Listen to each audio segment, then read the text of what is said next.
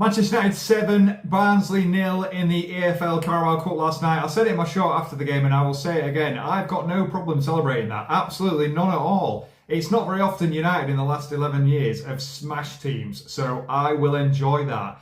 Great performance, great game, and Erik ten Hag's biggest win as United manager previously was 4-1 against Chelsea.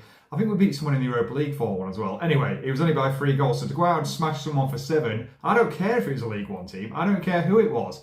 I will never get bored of seeing United smash teams at Old Trafford and seeing goals. It's why we watch football games, to see goals and see United winning. And the last thing that United fans or Erik ten Hag needed last night was a bad result, because they would have loved it, wouldn't it? The rivals would have loved it. They're still living off the Coventry game that we drew, which we still won in the end and won the FA Cup. But they're still living off that. They're still living off the 7-0 defeat against Liverpool. I've seen that come out. Oh, yeah, now you know how it feels to win a game 7-0. Oh, have a day off. Come up with some decent material, won't you? I'd have taken 3-0, to be honest. I would have took a nice, easy 3-0. I didn't expect 7. I didn't expect 5 or 6 either. So it was absolute bonus and it was a joy to watch. Really, really enjoyed it. 10 goals in a week, 2 clean sheets in a week. And do you know what I loved about the game the most? From minute 1 to minute 95, however many minutes there was, we had a game plan and we stuck to it. And I think at about 5-0, Garnacho was on an hat-trick and he tried setting players up 2 or 3 times. It was like, he's only 19, 20, he's on an hat-trick and all he's bothered about is setting his teammates up. He weren't obsessed with getting the goal. Xerxes come on and all he was bothered about was link-up play and setting people up, weren't obsessed with about getting a goal. Bruno Fernandes come on, all he was bothered about was link-up play and trying to get other people's goals. It could have quite easily turned into one of them annoying games where everyone wants to get on the score sheet and it just turns a bit crap. But we stuck to the plan and we were playing really, really nice football. And it could have been 8, 9, 10, to be honest. And it will have done our forward players the world of good. And I know it's only Barnsley, but getting on the score sheet and getting the assists and getting the chances is what strikers and wide players crave. They love it.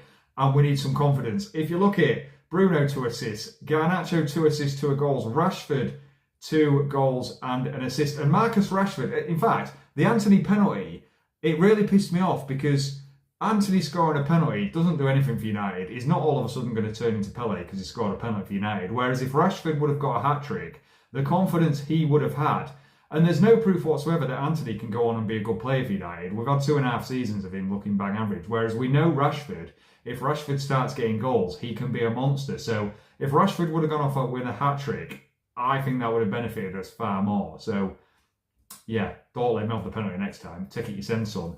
And with Marcus Rashford, someone said to me today, oh, yeah, so you think he's back because he scored 1 against Southampton and 2 against Barnsley? It's encouraging, and I'll tell you for why. Marcus Rashford's record in big games is phenomenal, absolutely phenomenal. It's the small teams he struggles against. It's the lesser teams he struggles against who play a low block and don't give him space. So the fact he's got a couple of goals against 2 lower teams, banging, well, 3 goals, is banging. Because his record, I'm just looking here, there's 6 teams he's scored the most goal against. Listen to this. Leicester, 8. Liverpool, 7. Spurs, Arsenal, Chelsea and City, 6. That's who he's scored the most goals against. He doesn't struggle in big games. He's a big game player. He scores goals against big teams all the time. It's the little teams he struggles against. So I'm banging that Marcus Rashford has scored some goals against little teams because hopefully he can get back to his best. And he does look a lot sharper. And there is definite signs of improvement from the whole team from last season and the Liverpool game especially. Now, last year, it felt like we were conceding 25, 30 shots every single game. And I think it averages out at about 19 shots per game we were conceding, which was stupid. Barnsley had 3 shots, none on target. Southampton, 6 shots, 4 on targets. Even Liverpool only had 3 shots on target, which turns out to be all 3 goals, which we gifted them, by the way. They didn't create anything, we gifted them. So we are conceding far, far less chances and far less shots, which is great. Also, our possession stats are massively up.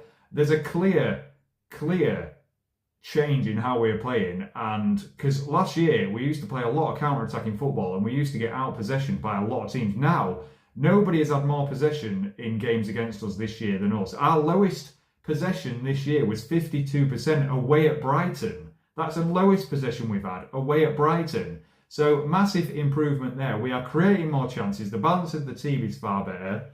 We're playing out from the back far better.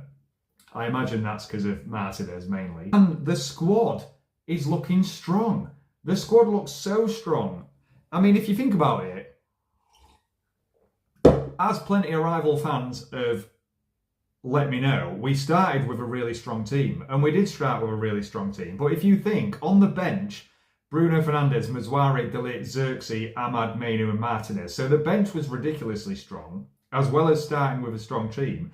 And players that weren't even in the squad, Onana, Mount, Højlund, Shaw, Lindelof and Malacia. So the squad is really looking good.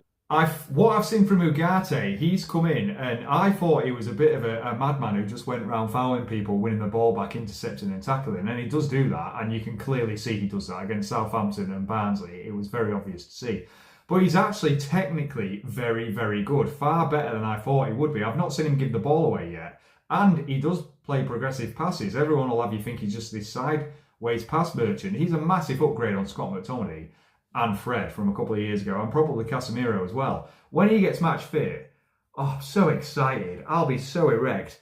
Christian Eriksen, I thought was magnificent last night. A joy to watch. I love watching players play like that.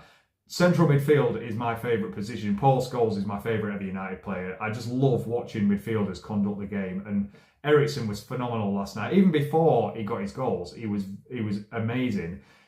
But sadly, that probably is his level. The League Cup and Europa League and FA Cup is probably where he's going to shine. And if we can use him like that, then it'll be an asset for United, because I don't think he can do it in the Premier League.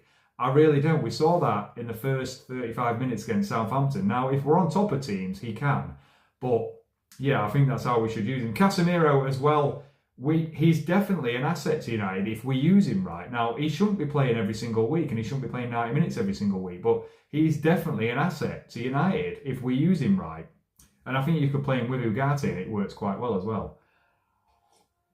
The only slight negative, and it's not really a negative, it's just a critique, the subs were weird.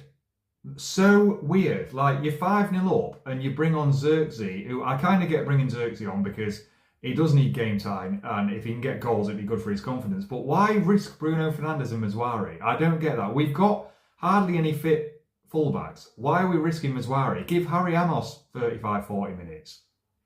And why risk Bruno Fernandes? I know he got a couple of assists, and that'll do him a bit of good for confidence-wise, but Bruno Fernandes doesn't suffer from confidence. He doesn't need confidence. He performs anyway. I just thought it was weird. Like, if Mazwari would have picked up an injury last night, all of a sudden we've got Delo at fullback. That is it. There's no sign of Luke Shaw. There's no sign of Malacia. And he clearly don't want to play Amos. And again with Bruno Fernandes, imagine Bruno would have picked up an injury last night. For what? We're already 5-0 up. The subs were the kind of subs that you make when you're 1-0 down or you 1-1 and you don't want to replay or extra time. Weird subs, but it paid off. We got through injury-free. And yeah, I enjoyed it. And don't let anyone pretend that you can't enjoy that result. You better believe any other rivals, if they won a game 7-0, it doesn't matter who it would be against, they'd be milking it, they'd be loving it. And I don't care if it's Barnsley, Barcelona, Real Madrid, or a testimonial game. I will never not enjoy watching United spank a team 7-0.